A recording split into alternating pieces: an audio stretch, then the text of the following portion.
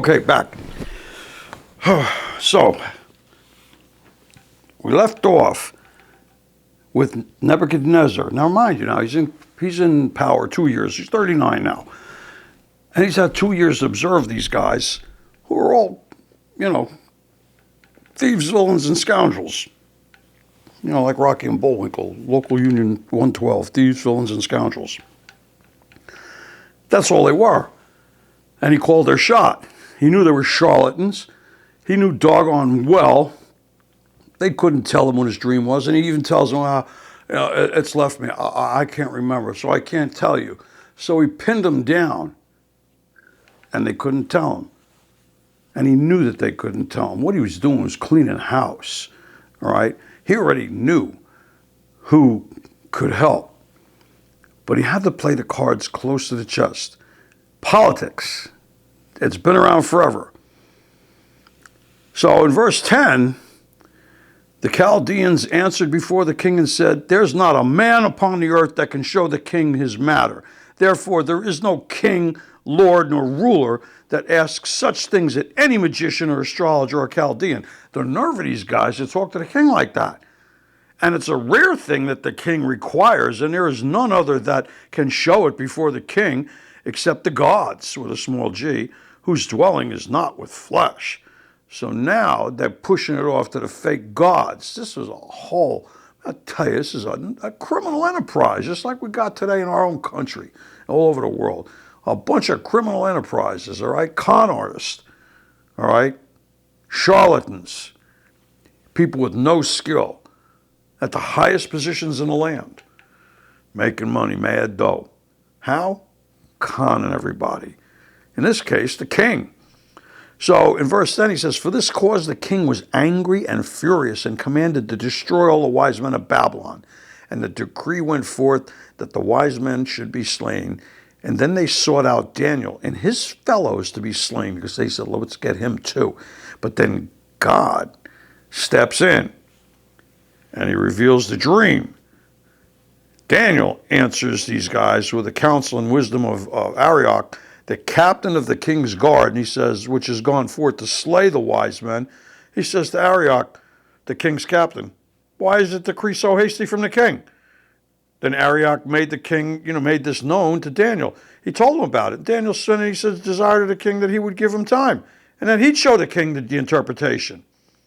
Then Daniel went to his house and made the thing known to Hananiah, all right, Shadrach, Meshach, and Abednego, his companions, that they would desire mercies of the God of heaven concerning this secret, and that Daniel and his fellows should not perish with the rest of the wise men of Babylon.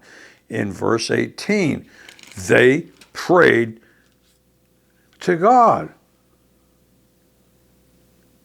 And in verse 19, then the secret was revealed to Daniel in a night vision. He blessed the God of heaven. First thing he did, he answered and he said, "Blessed be the name of God, Baruch haba b'Shem Adonai, forever and ever. For wisdom and might are his." How often we've spoken of God's telling us, get wisdom. Wisdom leads you to the might, which we're going to talk about later. Remember the Shema, with all our heart, with all our soul, and with all our might. Keep that in mind, because this is a critical aspect of how we will close this out tonight when we talk about Nebuchadnezzar's transformation and how remarkable it was among all mankind. All right? And in verse 21, he says, he changed the times and the seasons, he removes the kings, he sets up kings, he gives wisdom to the wise and knowledge to them that know understanding. He's praising God right now. And he reveals the deep and secret things. He knows what's in the darkness, and the light dwells with him. I thank thee, O thou God of my fathers, who has given me wisdom and might, and hast made known unto me what we desired of thee. Remember, I will do what you believe I will do. For thou hast now made known unto us the king's matter. So Daniel goes in and interprets the dream. Okay? He interprets the dream. He goes into Arioch, the prince of the, the main, like a general, to destroy the wise men of Babylon. He says to them, don't destroy the wise men of Babylon. Bring me in before the king, and I'll show unto the king the interpretation. So Arioch brought Daniel before the king in haste and said thus to him, I found a man of the captives of Judah that will make known unto the king the interpretation. Now don't get it wrong. Daniel was well known by the king. The king answered and said to Daniel, whose name was Belteshazzar, art thou able to make known to me the dream which I have seen and the interpretation thereof?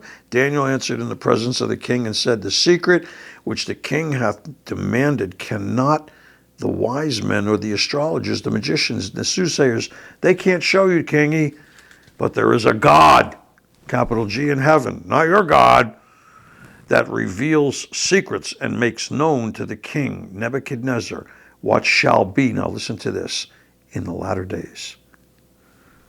In the latter days, all of which have a direct impact, starting with the actions and the transformation of King Nebuchadnezzar as a man of men, as a man of God. As for thee, O king, thy thoughts came unto my mind, thy bed, what should come to pass hereafter. And he that reveals secrets makes known to thee what shall come to pass. But as for me, this secret is not revealed to me for any wisdom that I have, more than any other living person, all right, but for the sakes of those that shall make known the interpretation to the king, and that thou might know the thoughts of thy heart. King, O king, sawest and behold a great image. You saw a great image whose brightness was excellent. It stood before the image's head was of fine gold, and we all know the story of the image with the feet of iron and clay and what they really were. Okay, it was a vision, he said, remember, of the latter days.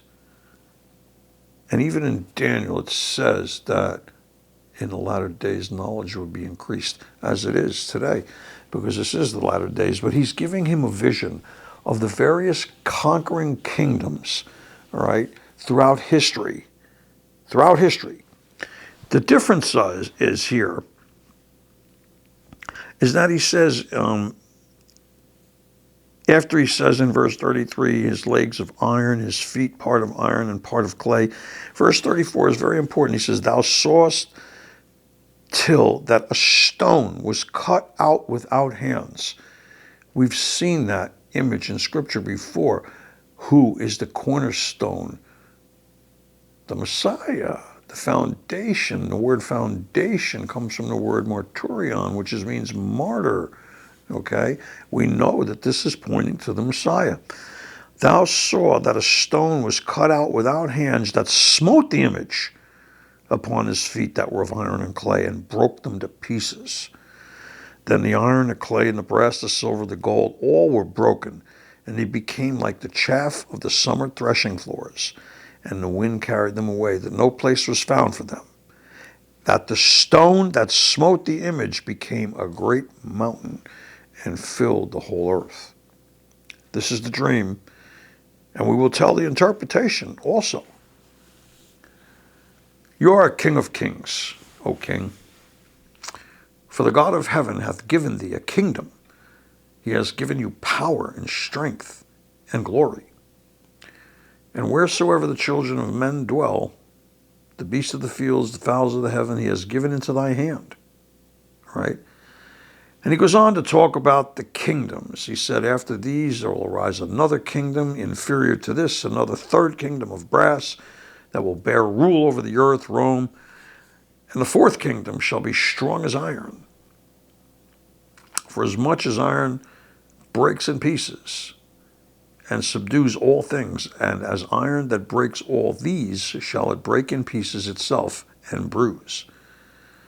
You saw feet of clay, potter's clay, and part of iron, showing that the kingdom shall be divided. But there shall be in it the strength of the iron, for as much as thou saw the iron mixed with the miry clay, And he goes on for more descriptions, but he says in verse 44, okay, of chapter 2, in the days of these kings shall the God of heaven, listen, set up a kingdom which shall never be destroyed. And the kingdom shall not be left to other people, but it shall break in pieces and consume all these kingdoms, and it shall stand forever.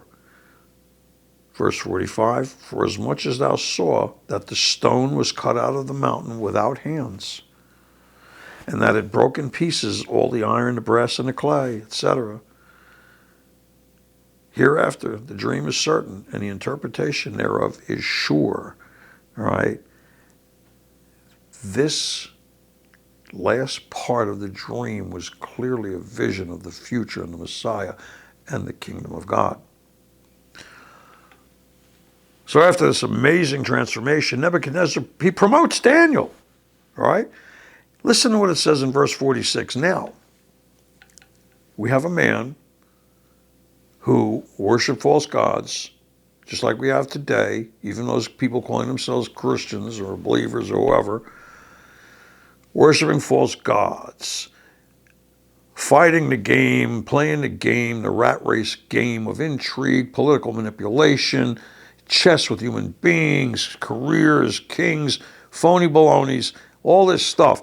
And then we see a man who experiences with such gratitude the fact that he had trusted people here. They told him of the one true God and gave him understanding. All right? So King Nebuchadnezzar fell on his face and worshiped Daniel. And he commanded that they should offer an oblation and sweet odors unto him. And Daniel's going, no, no.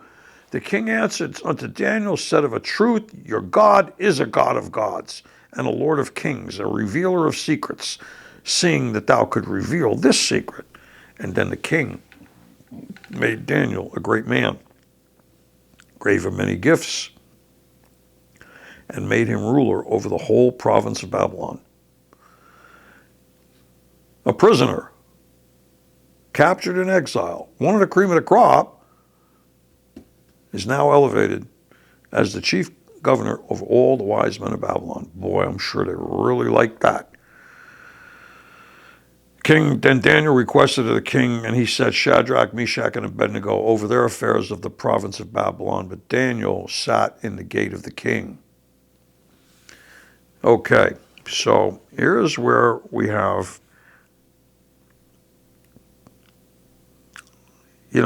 some issue. Because chapter 3 opens up with this Nebuchadnezzar, who now not only knows but acknowledges and sees the power of the one true God. And just like a new believer, oftentimes they get carried away with things. Well, here's a guy who's now king, all right, and has no threats against him at all. And what does he do? Even after coming to God, okay? Nebuchadnezzar, the king, made an image of gold, whose height was 60 cubits, all right? 60 cubits, it's like almost 100 feet high. Cubit is 18 inches, so 3 squares, 20, 40, 60, 60 times that's 60, it's 90 feet high, all right? And the breadth of it was 6 cubits. He set it up in the plain of Dura in the province of Babylon. So basically, he made an image to himself. He set it up. Not too smart, Nebi. But I don't want to say the word typical, but we often, after acknowledging God and experience him through others, a man in his position got easily puffed up. The princes, the governors, the captains, the judges, the treasurers, the counselors, the sheriffs, the rulers, the province were all gathered together for the dedication of the image that Nebuchadnezzar the king had set up.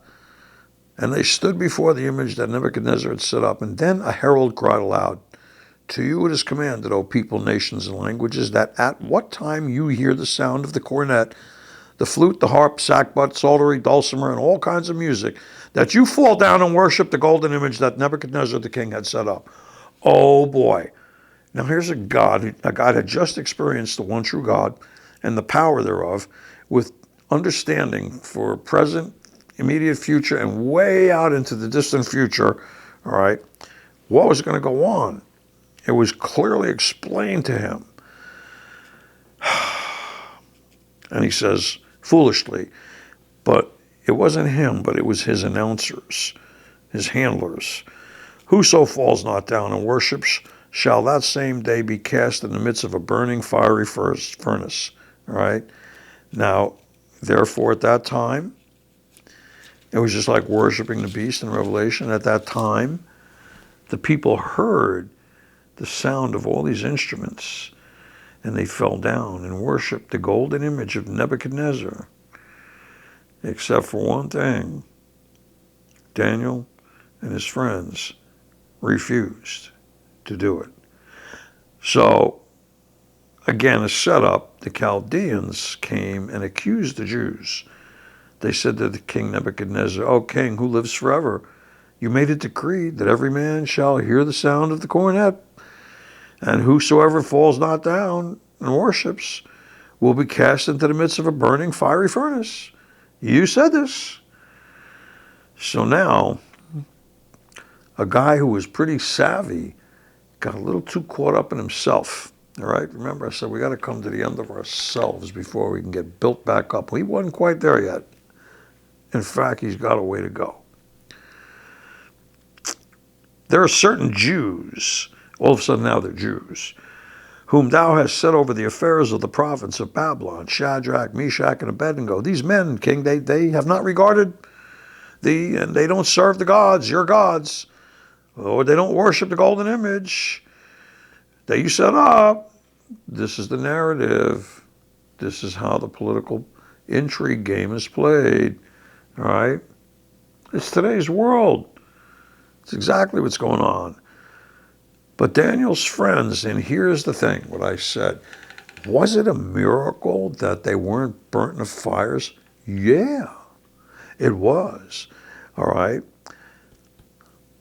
The difference is they trusted God because they knew him. So Nebuchadnezzar gets raged and furious about these three, and he brought these guys before the king. He spoke and he said to them, is it true, Shadrach, Meshach, and Abednego, did you not serve my gods nor worship the golden image that I set up? Now, if you be ready that at what time you hear the sound, you know, basically, I'll give you another shot. But if you don't, you see, he's backing off the mandate because it really wasn't his decision. It was fed to him, and in his pride, he accepted it, not thinking through what exactly was happening any more than he thought through, kill all the wise men. Daniel said, yo, whoa, bro, what's up? Give me a shot. I'll come through. You know why? Because my God is real. So here we have a guy who experiences the power of God, and he's stuck here again, and he's stuck because his actions were too quick. He didn't think this through. He didn't exactly have an honest court, all right? So he says, but if you don't, so I'm giving him another chance. And who is that God that shall deliver you out of my hands? Knowing full well what he saw God do. But he just, like all men, we get a little bit puffy in ourselves. So they answered and they said to the king, we're not careful to answer you in this matter. We're not going to beat around the bush. If it be so, then our God whom we serve is able to deliver us from the burning fiery furnace. We don't care. All right? And he will deliver us out of thine hand, O king. But if not, let it be known to you, king, that we will never serve your gods, nor worship the golden image which you hast cast up. Even if God doesn't take us out of there, we'll never do it. Why? We know the power of God. We also know the will of God. That took some real guts, all right? They laid it right out. He said, look, ain't happening, bro. So then he puts him in the furnace, and not even a hair on their arm was singed. What do you think Nebuchadnezzar thought? I'll tell you what he thought. The king's commandment was urgent, verse 22, and the furnace was exceeding hot. The flame of the fire slew the men that took those guys, Shadrach, Meshach, and Abednego, up there. They got killed. And these three men fell down bound into the midst of the burning fiery furnace. Nebuchadnezzar, the king, was astonished, and he rose up in haste, and he spoke, and he said unto his council, Did not we cast three men bound into the midst of the fire? And they answered and said to the king, Yeah, we did. Well, I see four men loose, walking in the midst of the fire. They don't have any hurt. And the form of the fourth is like the Son of God. This is 600 years before Messiah. They're not hurt. And there's a fourth guy in there, and he looks like the Son of God. Wow. How would he know? How would he know? So, just like what happened with Daniel, now his friends get promoted. Okay? And the princes, the governors, the counselors, the captains, etc., verse 27, came up and witnessed this, that these guys' coats didn't even smell of fire. So they're scratching their head. They're pretty much saying, well, we're pretty much screwed here. You know, we're going to be found out, and these guys got something we can't contend with.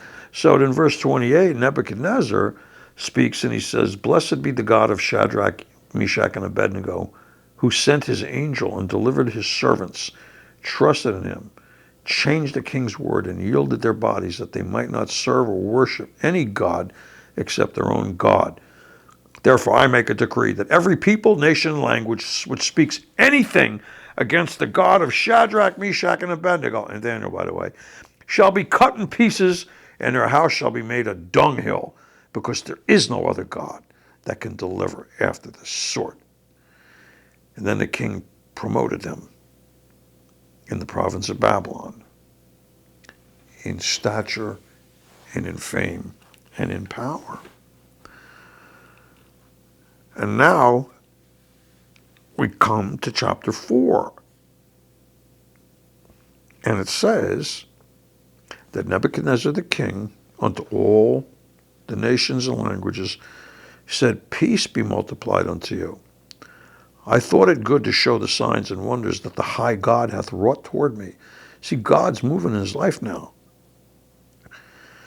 How great are his signs, and how mighty are his wonders. His kingdom is an everlasting kingdom, and his dominion is from generation to generation. This is Nebuchadnezzar, the Babylonian king.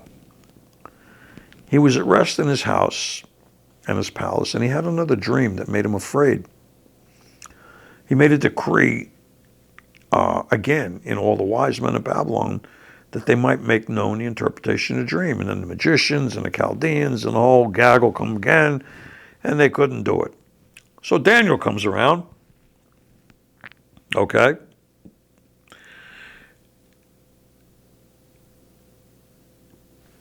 And it says,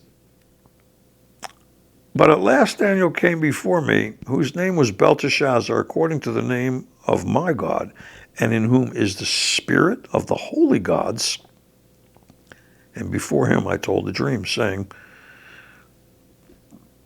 O Belteshazzar, master of the magicians, because I know that the spirit of the holy gods is in thee. He still doesn't quite get it. He gets it, but he doesn't get it. Kind of like the religionists today, whether you're denominational Catholicism, whatever it is, they get it, but they don't get it. They only see it from the side that their orientation is from, never quite opening their eyes to see and ears to hear what else may be there. What are we missing? Tell me the visions of my dream. And what I saw, my head in my bed, and I behold a tree in the midst of the earth, and the height was great.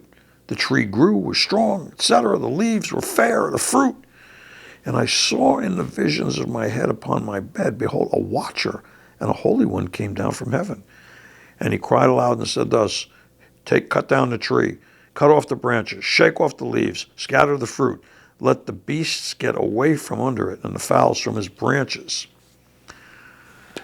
But leave the stump in the earth with a band of, listen to now, iron and brass in the tender grass of the field. Let it be wet with the dew of heaven, and let his portion be with the beasts of the grass of the earth. Let his heart be changed from man's to a beast's heart. And this matter is by decree of the watchers, and the demand by the word of the holy ones, to the intent that the living may know that the Most High rules in the kingdom of men, and gives in the kingdom of men, and gives to whomever he will, and sets it up over the basest of men. So Nebuchadnezzar now, even after his proclamation, he still sinned, right? He still did some stuff that was unacceptable. And he got slammed for it. So he basically, the wise men weren't able to do anything as usual. So Daniel comes in. He tells the king, this dream, my lord, the dream is to them that hate you, and the interpretation thereof to your enemies. The tree that you saw that grew and was strong, etc., whose leaves were fair, the beasts of the field. It is thou, O king, that art grown and become strong, for thy greatness is grown and reaches unto heaven, and thy dominion to the end of the earth. And the king saw a watcher, a holy one, come down from heaven. How the tree down and destroy it, hew it down, leave the stump and the roots, and the band of iron and brass, and the tender grass of the field. The interpretation, O king, in verse 24, is this from the Most High. He shall drive thee from men and dwelling and you'll be with the beasts of the field. And they're going to make thee to eat grass like the oxen, and they'll wet thee with the dew of heaven, and 7 times shall pass over thee till you know that the Most High rules in the kingdom of men and gives it to whomever he will. He's telling the king, if you think any of this is your making, after you're so built up, I'm going to tear you down like that Marine drill sergeant, okay? You're going to be with the beasts in the field. You're going to eat the grass. You're going to crawl around on your hands and feet. And when they commanded to leave the stump of the tree and the roots, that means that the kingdom will sure be there unto thee, after you shall have known that the heavens do rule. Once you learn your lesson, God will build you back up. I'm not taking the roots and I'm not taking the stump. I'm cutting it down, cutting you down to size. All right, but the kingdom will remain, right? And I'll break off, because let my counsel be acceptable to thee, king. Break off thy sins by righteousness, and the iniquities by showing mercy to the poor, if it may be a lengthening of tranquility. Now you're going to learn how to really be king, is what he's really saying here. Okay, we're coming up on something. We're going to probably have to go in a little part 3. All right. And Nebuchadnezzar now is completely humiliated. All this came upon King Nebuchadnezzar in verse 28. At the end of 12 months, he walked in the palace of the kingdom of Babylon. He spoke, is not this great Babylon that I have built for the house of the kingdom of the might of my power? While the word was in the king's mouth, there fell a voice from heaven saying, to thee it is spoken, the kingdom is departed from thee. And they drove him out. He forced him into the land, into the pastures, okay? And he's with the beasts. The same hour was the thing fulfilled upon Nebuchadnezzar, and he was driven from men. He ate grass as an oxen, and his body was wet with the dew of heaven, till his hairs were grown like eagle's feathers, and his nails like bird's claws. Okay. We're coming up to the end of this second section. We're going to go into a third part. It'll be short, but it's very, very important that we close it out properly. So, okay, take another short break in just a few seconds, and then I'm going to come back. We're going to close out chapter 4. We're going to go over some very important points that need to go along with this, and then we're going to be able to finish up tonight, okay? All right, we'll see you shortly.